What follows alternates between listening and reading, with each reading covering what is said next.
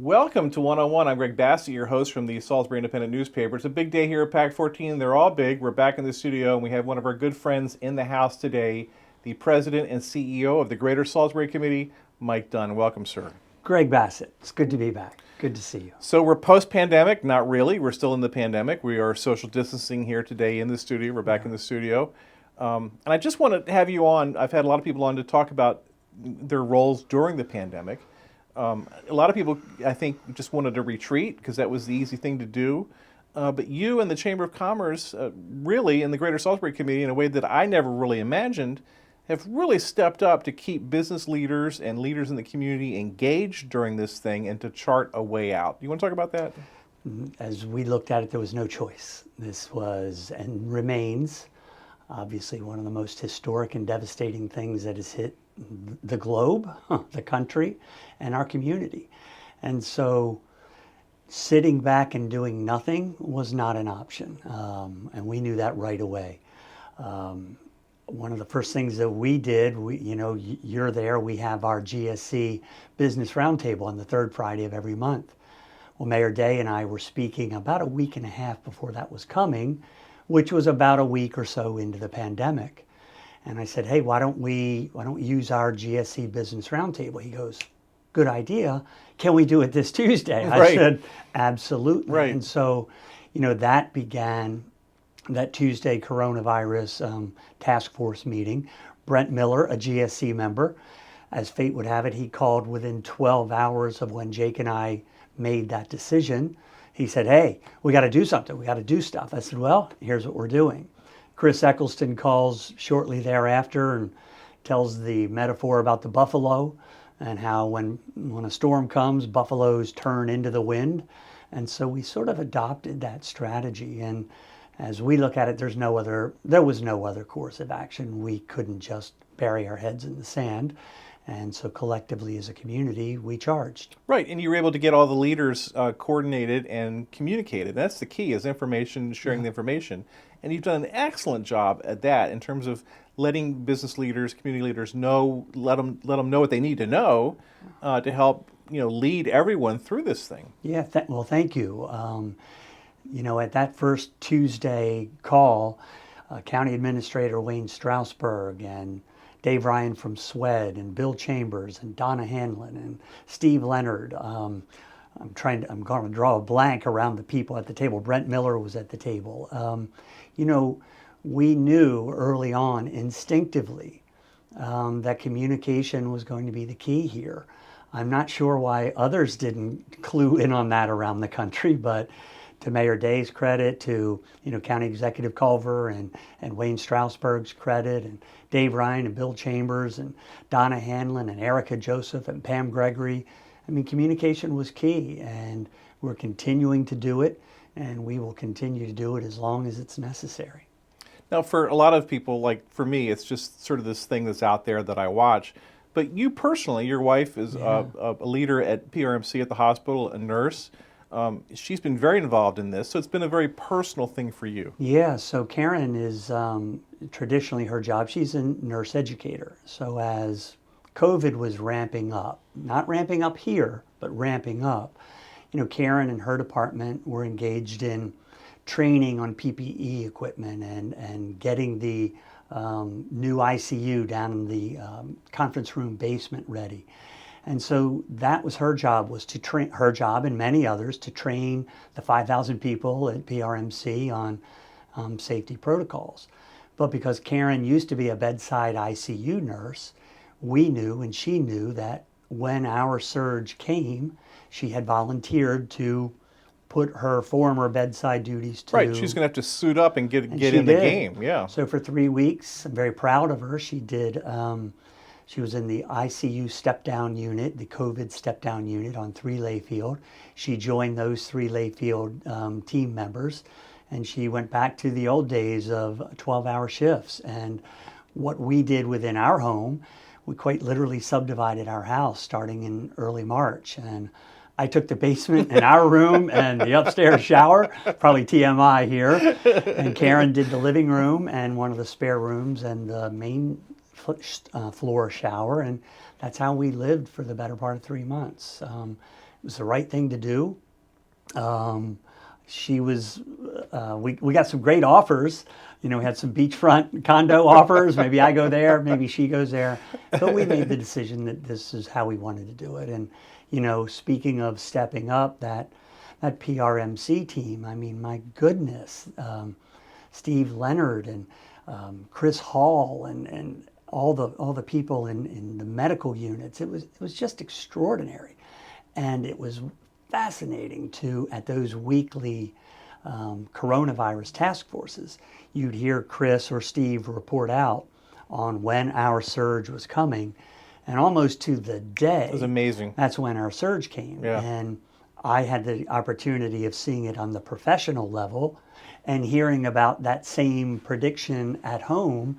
And I mean, it was like clockwork. So, you know, they just did an extraordinary job. Again, communicating was the key for everybody and still is. Yeah, and I didn't know how involved Karen was. Yeah. And then we had a picture in our paper of some nurses on the helipad. Yeah. And one nurse had her arms raised. It was actually, they were all very, stoic, but Yeah. there was one who was showing some personality. I said, I think that's Karen. Yeah. She's actually there. She's working it. And I had to look at that picture. Now, this is my wife. I should be able to recognize my wife, but it was a far picture, and all nurses look alike. Yeah. Oh, the giveaway Well, for and they're me, wearing all the stuff. all the Yeah, masks. yeah. But then I saw her shoes, and I saw that this person appears to be pretty short, and she didn't jump very high. So I said, all right, that's definitely Karen. Yeah. So, you know, she was very, again, proud of her, but she was just part of a remarkable team of people who, you know, they stepped up. There was no alternative but to step up. And PRMC and Nanacoke and Atlantic General, you know, they all did a great job. And, you know, you look right now, there's a PSA running that features Mike Franklin, the president and CEO of Atlantic General, and Steve Leonard. Yeah, they're coordinating. They're coordinating Yeah. that they're open, it's safe, and, you know, people have to get back to paying attention to their own health. And it's great to see AGH and PRMC and Peninsula Health System, you know, working together. So that's been the model. I've said to more than a few people, when the history of COVID is written, at least as it's written in the Lower Shore and the Salisbury, Wycomico County community, no one will be able to accuse us of sticking our head in the sand. Unbelievable. We've been the opposite of that, Yeah. and I think we're all collectively fairly proud of how we've stepped up. Yeah. Now, our mayor, Jake Day, he started that daily phone call on Yeah. social media. And at the time when he started, just more proof that I'm wrong about everything. I remember saying, I was like, why do you want to get out there and put the numbers in our face every day and remind us of how, you know, our friends are dying? You know, do we really want to highlight this and talk about this so openly?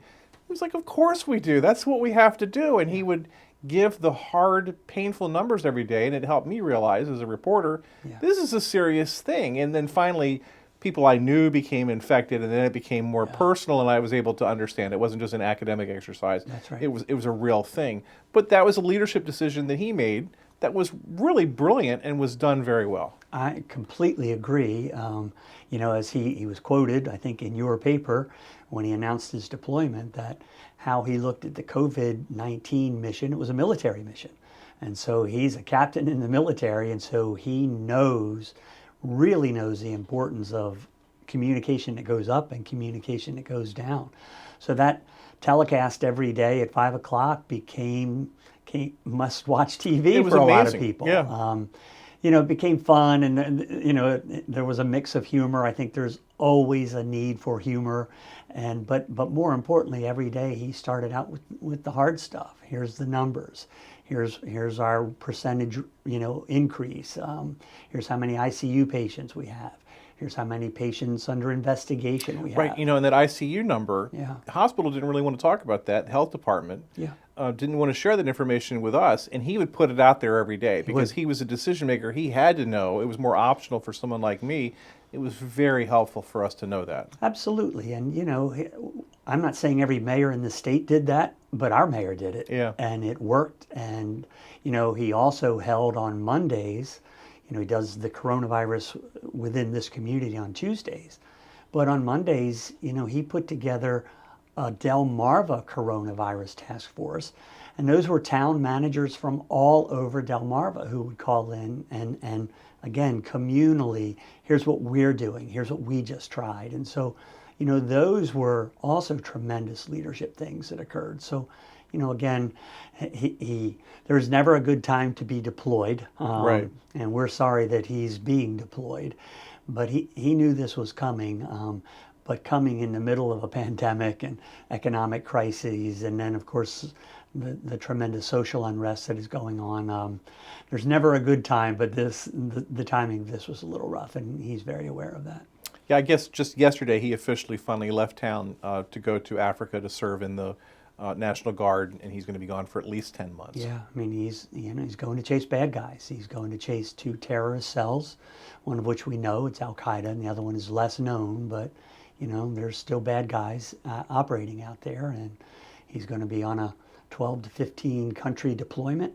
I'm not sure really where, and hopefully we'll get to hear from him. But the best thing we can do is, as that sign on the parking garage says, we've got your back, Mayor Day, and you try to help him and help his family, and you keep good thoughts and prayers for him as he goes and does what he's trained to do. That's another example of where I'm wrong about everything. I walk into work on a weekend, the sign was up. I was like, who in the world would put a sign up like that? And I could not even imagine who would have the vision and the ability and the dedication to do that. And it turned out it was you that put the sign up. The Greater Salisbury Committee, it was our idea. Yes. We paid for it. Let's be clear, the field operations group, Julia Glanz and Tom Stevenson, they put it up. But we thought of the idea on Thursday. Butch Gardner had it done by Friday afternoon, and it was up by middle of the day Saturday. Yeah. So, if you've got a mayor who's going overseas to fight for your country, it's the least you can do to, show that, again, the community's got his back. So that was an easy decision, and a thank you to everybody involved. But it's a little thing, but little things matter, and it'll stay there for a year till it gets back. I thought it was brilliant. It really was. Thank you. Now, Julia Glantz, the city administrator, is stepping up to be the acting mayor in the time. So administratively, she'll be running things. Politically, Jack Heath, the city council president, is going to step up and deal with sort of the politics side of the ball. How confident are you in these 2 people to lead us here as we go forward? Well, I'll answer that in several ways. I'm confident, number one, because they've known this was coming. Mayor Day knew it the day he took office, that there was a possibility that he would be deployed. So knowing him, he set into action the steps necessary. So I'm happy because they've been well trained, and this has been an exercise that they've been engaged in for several years. Now, on the individual level, Julia Glanz she's capable, she's smart, she's been the city administrator under Mayor Day for a couple of years. So she's had the opportunity to sit side by side and watch and learn. And Julia will do a heck of a job. She's already doing those daily Facebook updates. She's taking over those coronavirus task forces. So Julia she's a Salisbury University graduate, came down here from Long Island, and is just one of those next generation people that are going to keep the city moving forward. And then you throw in the venerable Jack Heath, who is as steady as they come. Jack has his engineering background, and that's how he approaches things. He has led a very strong city council. There's no shenanigans going on in city council world. Jack has had and continues to have a very steady hand. So, we're in as good a hands as we can be under the circumstances. Of course, Mayor Day will be missed, but we have a very capable group of people ready to take over and help, continue the mission, if you will. What are you hearing from business leaders in terms of what's next in the pandemic, our next stage, how we get to the fall? You hear different things. You hear some people are talking about, I'm not an economist, number one, but you hear about the V curve, which is a sharp down and then a sharp uptick. It depends on what sector you're talking to. Just doing my own anecdotal economic forecast, I rode around town this weekend. The restaurants were packed. Cars were in the parking lots. People are eager to do that.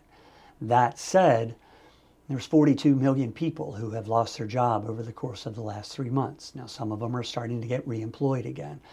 But you can't help wonder that this happened so acutely and so quickly. I just don't think we're going to climb out of it as quickly. I think we're going to have impact for this for, at least a year, if not the better part of 2 years. Businesses are as trying to remain as optimistic as possible. They're trying to be creative. They're trying to work through this. They, like all of us, you can have business succession planning. You can do everything right according to what your accountant says and what your business model says. But nobody was ready or prepared for what just happened. And so, I think everybody was just in shock in that first 45 days. And then in the next 45 days, it's been, well, how do we get ourselves back open? And now we're back open, and, customers have to come in, and customers have to be comfortable in the environment that they go into. And that's the business owner's responsibility. And so I think we'll get there, but at least me, I think we're looking at more of a recovery again in that economic, right. A kind of a gradual return back up. But again, we'll see. But people are trying to remain as optimistic as possible, and they're fighting as hard as they can. That's all you can ask for. On a local level, you were a witness to something on Friday that was pretty significant. I think you were one of the few people that were there. What did you see on Friday? You want to talk about that? Sure. The Winder sign came down. There's the headline. There's the short version. I was having some email exchanges with Wayne Strausberg, county administrator, including that Friday morning, give or take around 10 o'clock. And he mentioned in an email to me that he was going to be speaking with County Executive Culver about the sign that day. I wrote a few things back. About 45 minutes later, Wayne sent me another email and said, the sign's coming down. I used to be a reporter in my early life, and kind of once a reporter, always a reporter. So I got the email, and I instantly picked up my cell phone, and I called Wayne's cell phone.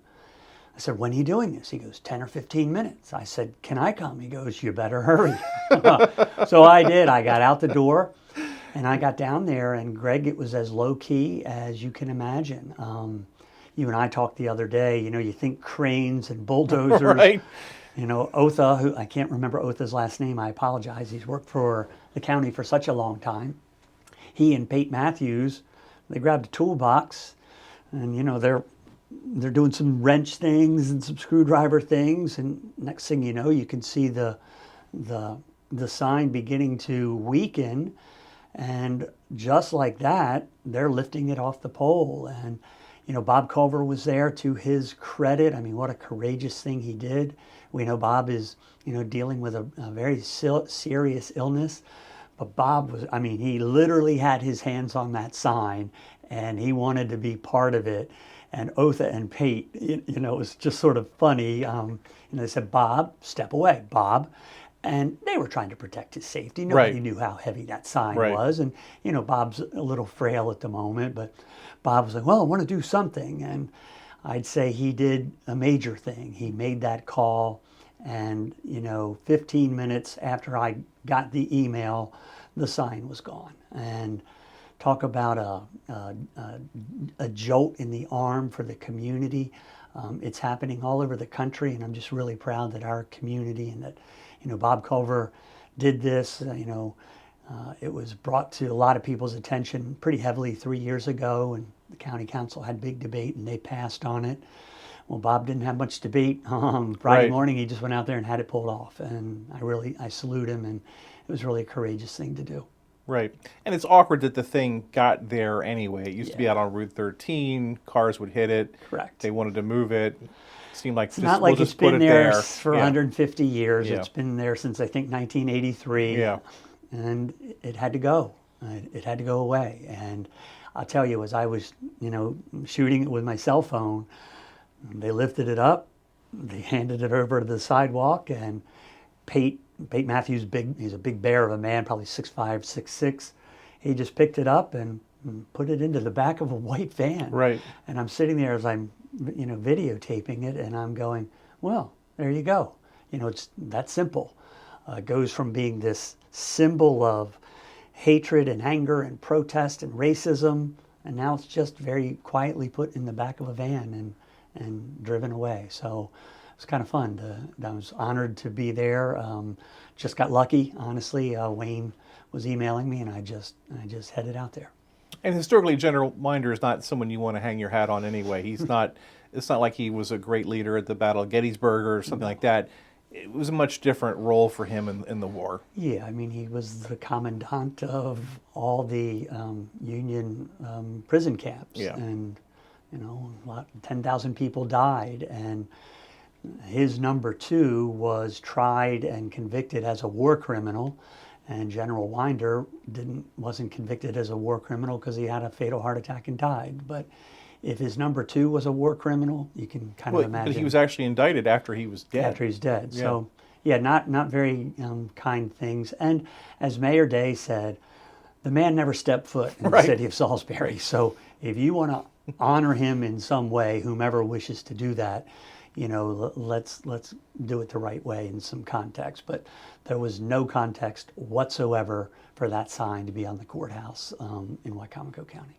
One of your jobs is to keep an eye on politics and lobby with the county council and certainly our delegates, our state leaders, senators. What's going on politically in the county right now?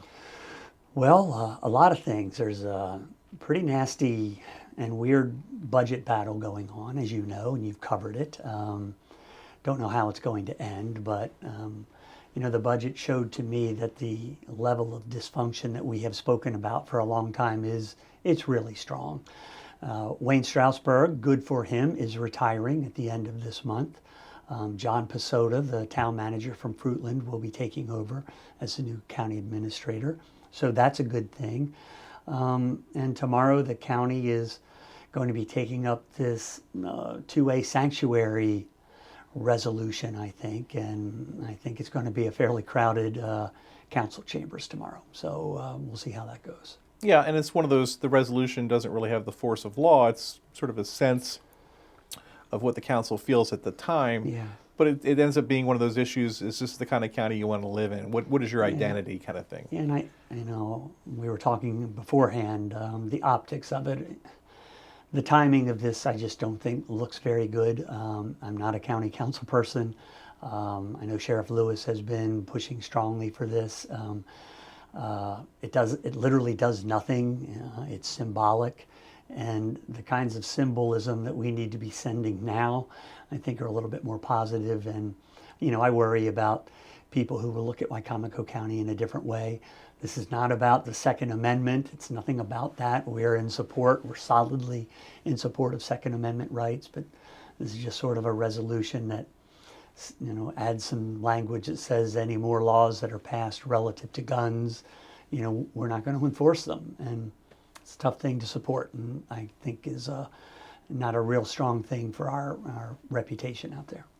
As someone who has to work with both the legislative and the executive branch, can you kind of be a referee and decide who's right and who's wrong, or?